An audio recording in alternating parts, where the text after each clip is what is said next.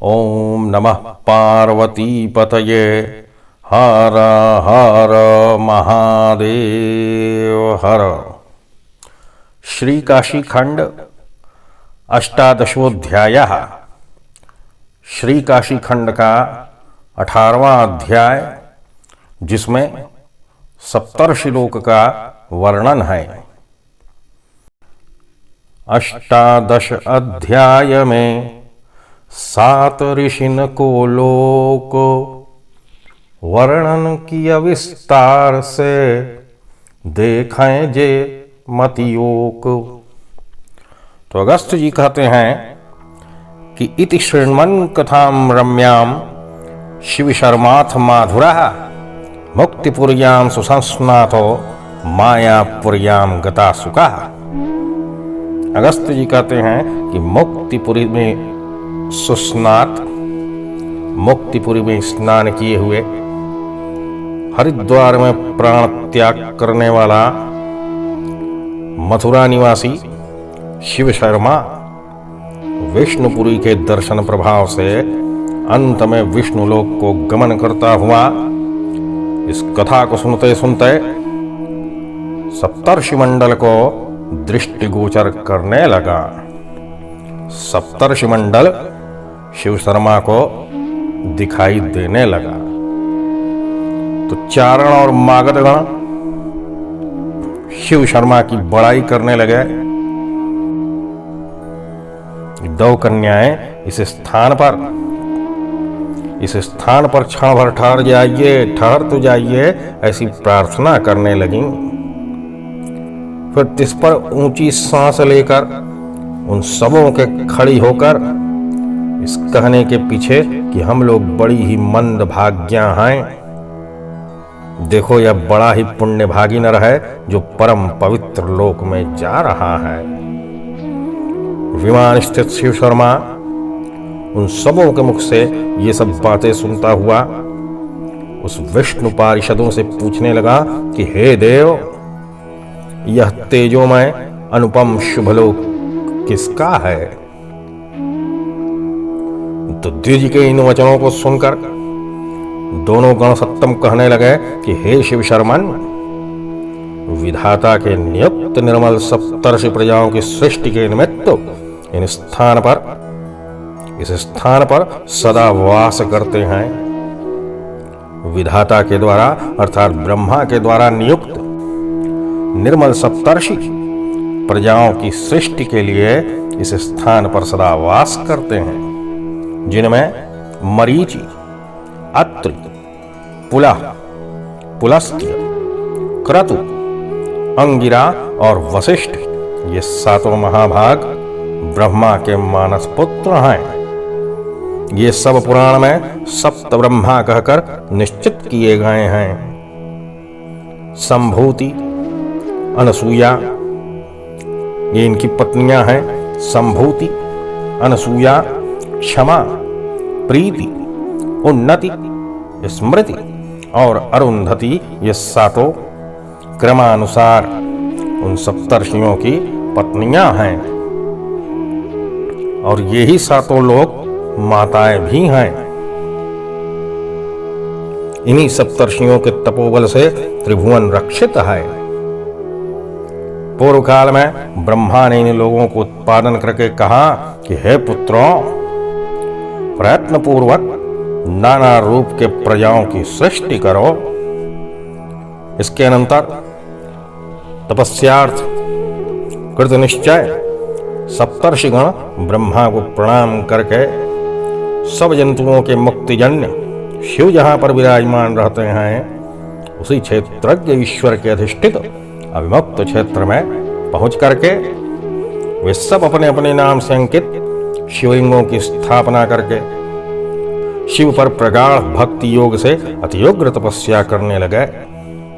प्रजा सृजतरे पुत्रान् नारारूपा प्रयत्नतः तथा प्रणम्य ब्रह्माणं तपसे कृतनिश्चयाः अविमुक्तं समासाद्यं क्षेत्रं क्षेत्रज्ञधिष्ठितं मुक्तये सर्वजन्तूनामविमुक्तं शिवेन यत् प्रतिष्ठाप्य च लिंगानि ते स्वस्नाम्नांकितानि च शिवेति पर्या भक्त्या ते पुरुग्रन तपोभिषाम।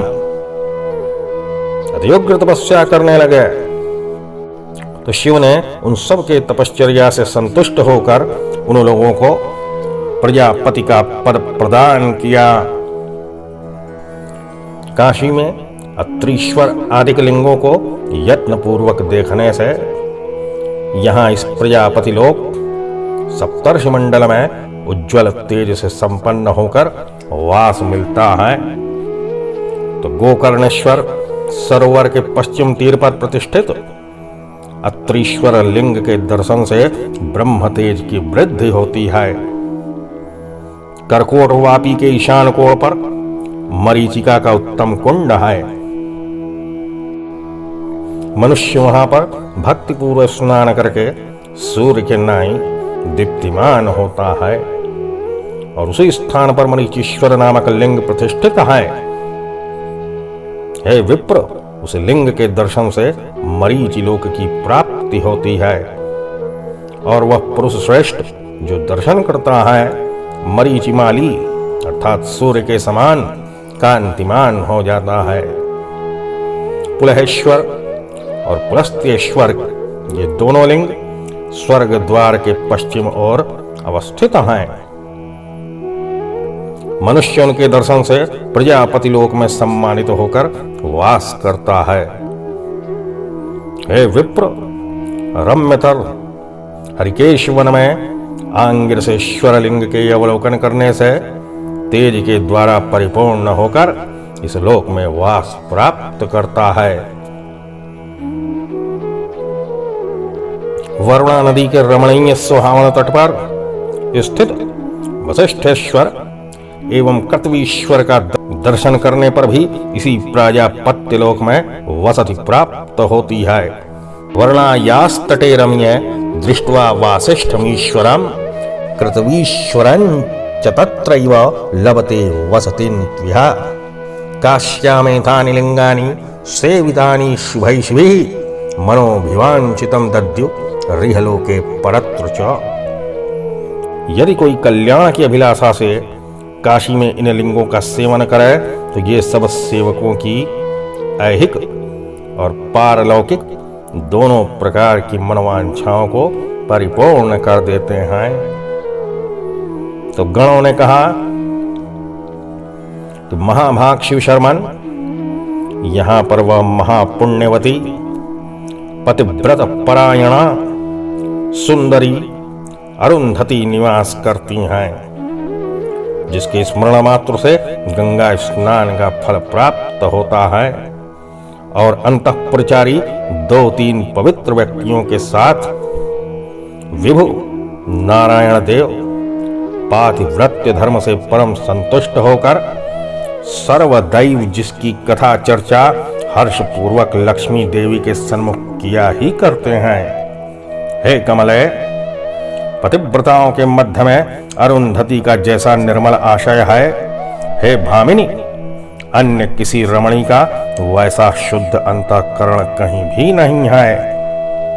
हे देवी, न वह रूप, न वह शील, न वह कौलिन्य, न वह कलाओं में कुशलता, न वह पति का शुश्रूषा,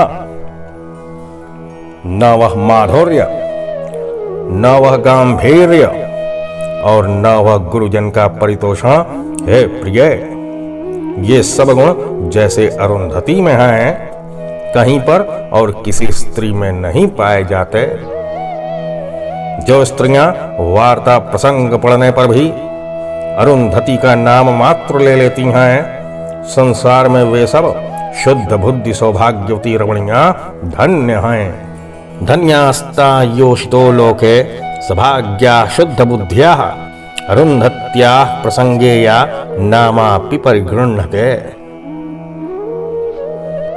मेरे गृह में जब कभी पतिव्रताओं की चर्चा उठती है तो यही सती अरुंधति सबसे प्रथम रेखा को अलंकृत करती हैं। इस प्रकार से हर्षप्रद कथनोपकथन करते हुए वे दोनों वैष्णव गण आकल्प सत्यमयम ध्रुवलोक को दृष्टिगोचर करने लगे। तो अति पुनीत सप्तर्षि के मंडल की छवि देखो, शिव शर्मा हरिदूत सम भयहु प्रसन्न विशेख। श्री स्कंद पुराणे चतुर्थे काशी खंडे पूर्वार्धे भाषायां सप्तर्षिलोक वर्णनम सांब सदाशिवाय श्री काशी विश्वेश्वराय नमः। इस प्रकार से यह सप्तर्षिलोक वर्णन नामक 18वां अध्याय भगवान विश्वनाथ के चरण कमल में अर्पित है।